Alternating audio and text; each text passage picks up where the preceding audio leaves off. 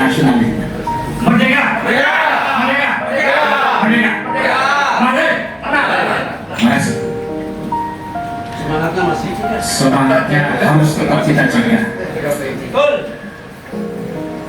Sebetulnya saya di sini tidak diundang sebagai pemateri. Terus terang aja, hanya Mas Bagio itu ya hadir diskusi. Semuanya sebagai materi. Iya. Saya juga izin sebelumnya sama Mas Bag karena kebetulan ada tetangga yang mantu jam 11 di Geraha Cakrawala. Jadi tadi saya mau izin kalau bisa menyampaikan sedikit apa yang ada di dalam pikiran saya. Pertama-tama saya memberikan apresiasi sekali pada pembicara-pembicara yang terdahulu. Jadi ini semacam brainstorming semuanya untuk mencoba memberikan informasi-informasi yang tadi masalah yang berkaitan dengan kepolisian. Karena saya kira tidak ada yang keliru, semuanya memang sepertinya hari ini kita mengalami semuanya. Ada kesulitan lahan petani, ada masalah beras langka, pupuk, operasi dan sebagainya.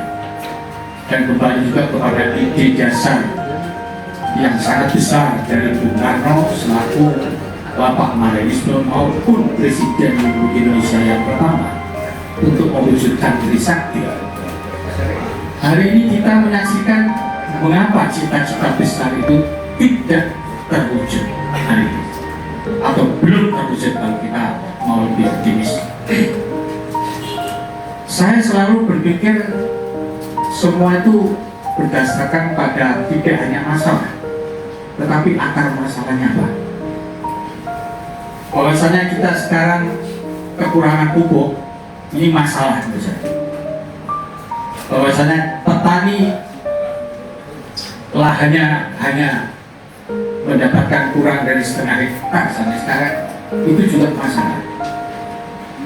Karena negeri ini sebetulnya cukup luas, tetapi distribusinya yang tidak merata. Kalau distribusi hujan tidak merata, tanah tidak merata, distribusi rezeki juga pasti tidak merata. Ini masalah. Sejak 65 kita sudah jarang sekali berani berbicara diskusi terbuka tentang ideologi-ideologi besar dunia. Kita selalu takut kalau ada kata-kata sedikit aja menyangkut komunisme itu yang muncul di dalam pikiran orang ini adalah tidak beragama. Persis kemarin saya mendengarkan omongan dari salah satu dari wakil MUI, seolah menganggap komunisme itu adalah tidak beragama. Padahal mohon maaf, saya dari bertarung yang bersangkutan tidak pernah membaca bukunya tentang dasar kapital dan sebagainya. Ini jujur aja yang di sini pernah membaca pun saya juga ragu-ragu terus. Kenapa ini saya sampaikan? Ini pengalaman pribadi saya. Tahun 82 saya mendapat kesempatan untuk menempuh S2 di Australia yang notabene adalah negara kapitalis. Ketika itu masa orientasi, saya dibawa ke perpustakaan sentralnya di University of New England. Di barisan setelah lobi paling depan, saya melihat ada deretan buku tebal warnanya merah, beberapa kopi, mungkin lebih dari 20 atau 25 kopi. Saya tertarik, menarik. Ternyata itu adalah buku Das Kapital. Saya kemudian tanya kepada yang baiknya, kok buku ini ada di sini? Dia malah balik bingung. What's wrong? Apa salahnya? Bukankah kamu negara kapitalis? Sebenarnya ini adalah yang selalu digaungkan di negara saya, ini adalah inti daripada kerusakan karena komunisme. Ya, ini cuma teori ekonomi. Siapa aja boleh baca. Kalau setuju silahkan dipakai, kalau enggak, lah kita belum tahu aja sudah ditekan, nggak karu-karuan. Padahal pada hari ini sebetulnya hanya ada dua aja madhabnya kalau kita bicara ekonomi. Kalau Anda itu setuju dengan masalah modal itu menjadi ukuran, ya Anda kapitalis. Kalau Anda itu pro rakyat, ya Anda itu sosialis. Komunis itu kata dari komunal, sebetulnya. Dan itu sangat dekat sebetulnya dengan konsep agama. Tapi kenapa ini selalu salah artikan sehingga anak-anak sekarang menjadi sangat punya tanpa tahu apa yang disebut. Selalu mengatakan di Cina itu tidak ada agama, silakan datang sendiri saja. Tidak ada larangan orang beragama. Silakan lihat sini. Saya sudah lihat dengan di Prof. Bambang ini juga. Kita lihat bagaimana di Beijing itu yang beragama Islam diberikan cover sendiri warnanya hijau sampai supaya betul-betul kelihatan Islam itu, karena di sana yang favorit kan warna merah. Padahal merah itu belum tentu komunis, merah itu kelenteng. Ya kan? Nah ini menjadi persoalan kita. Oleh karena itu tadi yang kita bicarakan saya sangat apresiasi sekali itu adalah dalam tataran mikro kita memang sedang mengalami begitu. Tapi jangan melupakan persoalan makro kita. Sebetulnya di Indonesia ini bagaimana kita bisa berbut kembali supaya Bung Karno kedua bisa menjadi presiden. Itu sebetulnya. Kalau kita tidak bisa merumuskan action apa untuk mencapai sana, yang mohon maaf, ini hanya akan menjadi semacam kayak ceramah biasa. Saya yang titip pesan, mohon maaf karena waktu saya tidak terlalu banyak. Kita sudah diintimidasi kalau pegawai negeri tidak boleh masuk partai. Itu salah satu upaya mereka. Akhirnya partai-partai yang isi ya negara-negara kita punya mulai DSN, GMNI. Di mana sekarang posisinya di pemerintah? Mari kita coba kita list berapa persen.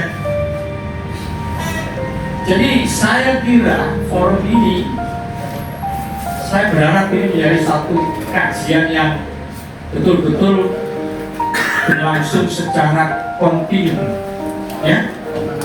Dengan demikian betul-betul kita nanti bisa, seperti tadi dikatakan oleh Pak Dwi, masalah gotong royong itu memang intinya semua. Oleh karena itu Bung Karno mengatakan kalau Pancasila itu mau disederhanakan, ya gotong royong itu. Tapi kan selalu disalahartikan oleh musuh-musuh kita. Kok Pancasila diperas? Kan begitu, 5 jadi Trisila, Trisila jadi Ekasila, gotong royong. Tapi kita kan tidak ada yang berani berargumentasi. Kenapa orang di sana berani ngomong Al-Quran itu nggak perlu dibaca sampai semuanya kalau mau tidur, cukup Al-Fatihah 3 kali. Karena Al-Fatihah surat Al-Ikhlas, karena itu sama dengan sepertiga isi Al-Quran. Jadi kalau dikalikan 3 sama dengan 1 Al-Quran. Loh, logika apa ini sekarang kalau saya ini hanya kitab suci aja boleh diperas, tapi kita berbicara tentang yang buatan manusia Pancasila itu dijadikan alat untuk menekan kita supaya tidak berani berbicara. Saya kira inilah saatnya semuanya yang hadir di sini tolong sampaikan ini juga kepada generasi muda seperti tadi katakan Pak Wadi, kita waktunya sudah mungkin tidak bisa terlalu lama. Semuanya ini sudah angkatan kepala ujuan yang dianggap senior di sini, ya kan? Ini kalaupun diberi umur panjang, kalau sampai di atas 100 saya mungkin juga nggak mau, karena merepotkan orang banyak pasti. Ya, kalau umur panjang itu ya minimal kalau seperti Mahathir Muhammad ya nggak apa-apa, banyak hartanya, banyak pembantunya dan sebagainya. Tapi kalau 100 tahun kayak Pak Joyo nggak belum apa, kasihan itu yang ngerawat dan sebagainya. Oleh karena itu mumpung ada kesempatan ini, tolong saya terima kasih pada Prof. Bani kalau memang betul menyediakan apa itu bahana untuk menulis dan sebagainya. Inilah saatnya saya mengatakan ini, mohon maaf saya menisitasi, kebetulan anak saya itu jadi dosen yang dia ilmunya berkaitan dengan pengembangan kota, dan di situ dia belajar memang paham ini ya sebenarnya cuma dua itu kalau kita berbicara ekonomi ya, kalau enggak kapitalis ya sosialis. Nah, Bung Karno sudah mengatakan terus terang, cuman karena waktu itu ya sekali lagi kan yang jadi saksi 65 pasti tahu bagaimana sulitnya tahun ini. Ada Mas Tony ini mungkin belum kenal semua ya. Begini Mas, ya, saya kenalkan Mas. Ada apa ini Mas Tony ini harus saya perkenalkan kepada yang lain kalau memang belum.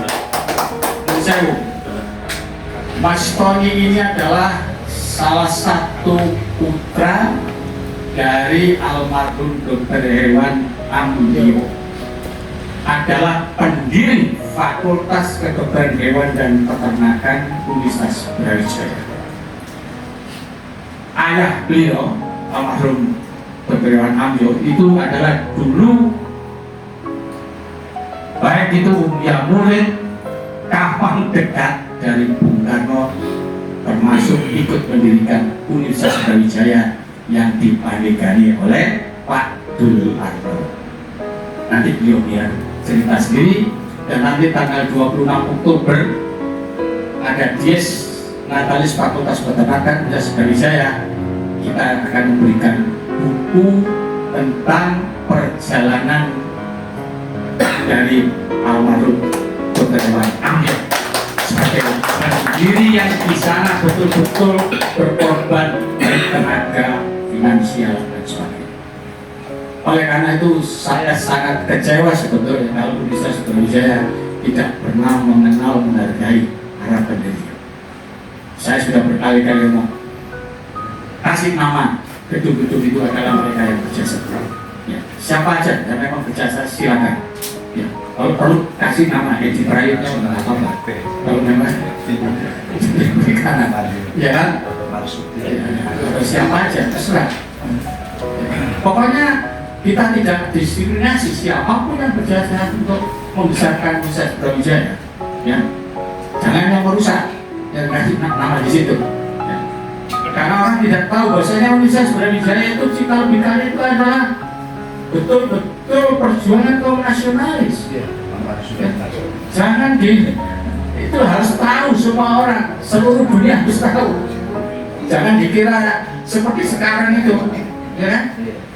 Ini perlu untuk saya sampaikan pada kesempatan ini. Nah, sekali lagi saya maaf tidak bisa terlalu lama. Saya hanya berpesan, semua masalah-masalah yang dikemukakan tadi hendaknya nanti bermuara kita berpikir action kita. Kapan kita bisa menemukan sosok Bung Karno kedua? Ya, tidak harus ini adalah merupakan anak biologis, tapi kita lebih berbicara tentang anak ideologis. Kalau Anda sepakat dengan saya, mari semuanya memungkinkan merdeka. Terima kasih.